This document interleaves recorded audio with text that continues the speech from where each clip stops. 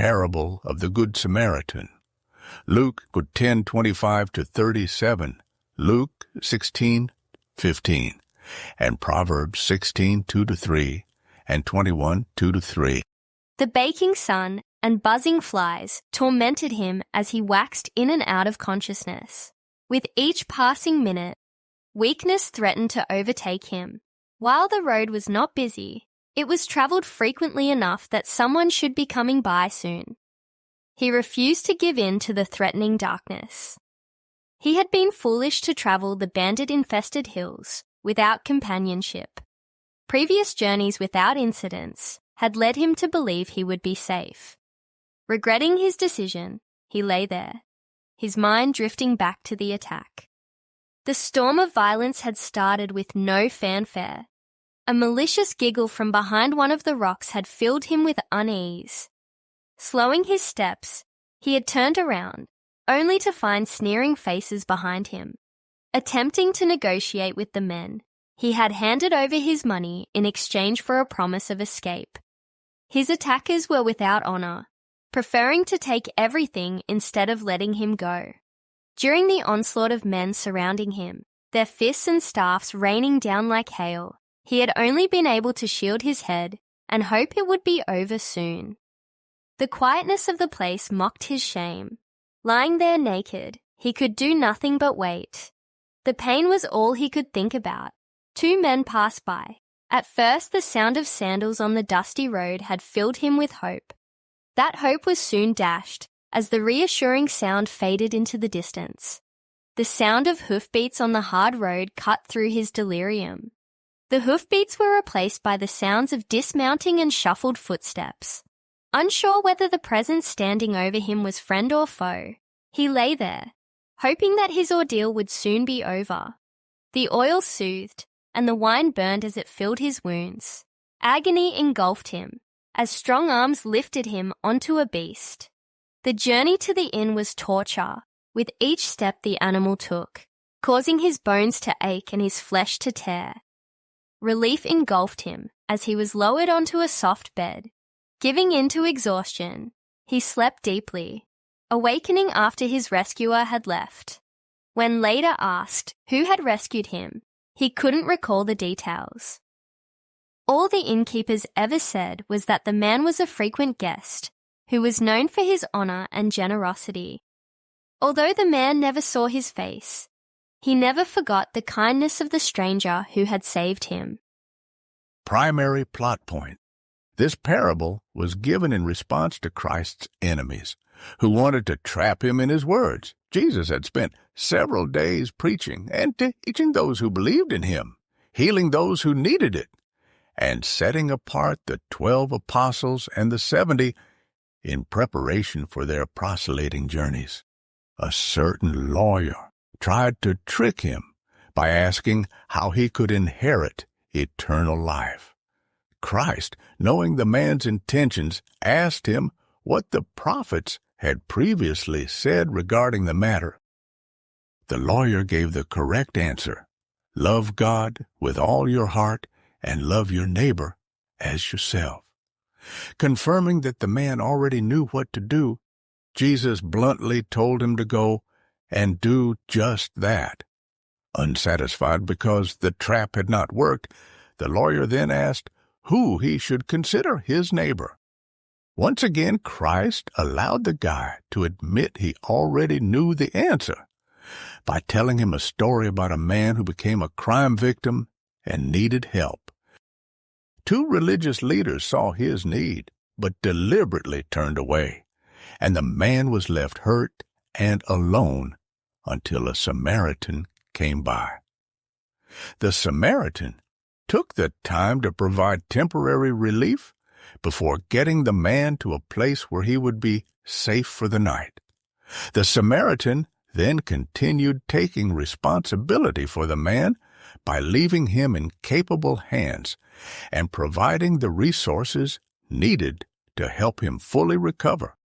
Once the parable was complete, Christ asked the lawyer who had been the type of neighbor a man of God should emulate.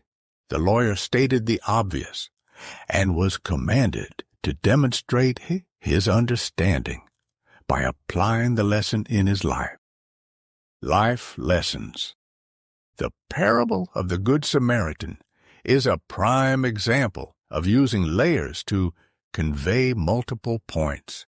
On the surface, the parable appears simple. Look for opportunities to help others, and do not use another's physical characteristics to prevent you from helping them. Score 1 for Jesus. He once more made excellent points, using an inspiring story. Sadly, if that is all we take from this story, we miss the other lessons embedded in it. Additional lesson 1. Never take your safety for granted. Not to victim blame, but the wounded man in this story was a fool. Even the safest roads can harbor dangers, and his decision to travel solo left him vulnerable. Given that these were bandit-infested hills, it would have been wiser for him to delay his trip until he could travel with others, reducing the risk to himself and increasing the likelihood he would arrive at his destination safely. Jesus' trip to the temple with his parents in Luke 2 and his appearance to his disciples on their way to Emmaus in Luke 24 demonstrate that traveling with others was a common practice during that time. Whether it was pride or naivety that led him to travel without backup, it was ultimately the wrong decision. Additional lesson 2, your decision to help may also affect others. As mentioned, it is unlikely that the Samaritan was traveling alone, and his stopping to take care of the man would not only have affected his journey, but that of his companions. The text does not indicate whether they too went to the inn for the night or left him behind to catch up later. Given that the Samaritan only takes care of the man for one night, instead preferring to utilize his other resources to ensure the man's complete recovery, it can be assumed that the man's journey was important and time-sensitive. Whether his companions stopped with him or he caught up to them, the Samaritan's decision to stop and help, though noble, may have led to resentment in his group due to the inconvenience it caused. Had he stayed any longer, it could have negatively affected their journey. While we should always be willing to act in a neighborly fashion, we should use our resources, whether time, talents, or money, appropriately so as not to hurt those who already depend on us. Additional lesson 3. Your reputation can open opportunities for others. We do not know where the Samaritan was going, but he may have been a wealthy merchant on his way to buy or sell goods.